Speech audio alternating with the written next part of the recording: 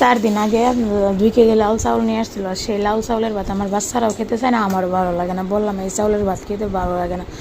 উনি আরও অনেক ধরনের কথা শোনাইলো। তো গতকাল সকালে যদি আমি রান্না করতাম তাহলে চাউল শেষ হইতো, সকালে না রান্না করে রাতে রান্না করছি। তার আগের দিন বিকেলে বললাম যে আটা নিয়ে আসেন বা চাউল নিয়ে আসেন, উনি আমাকে সরি বললো। এই যে কালকে ভাবছিলাম যে উনি চাউল নিয়ে আসবো, রান্না করবো, তারপরে খাবেন। 10টা বাজে ফোন দিয়ে শুনি উনি নাকি চলে যাইতে শফিপুর আছে।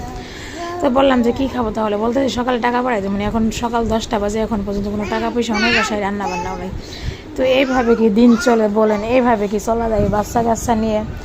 তো কী আর করবো, আমার আর একটুও ভালো লাগতেছে না। আমি আসলে অনেক মানে ইয়েতে আছি, হতাশায় আছি। এইভাবে কিভাবে চলবো? আজকে একটা শুক্রবারের দিন, বাসায় রুমের রান্না করার মতন চাউল পর্যন্ত নাই। কী আর করার, আমার কপালে ছিল তাই এরকম হইতেছে। আর আমি বিজনেস শুরু করতে চাইতেছি, সবাই আমার জন্য দোয়া করবেন।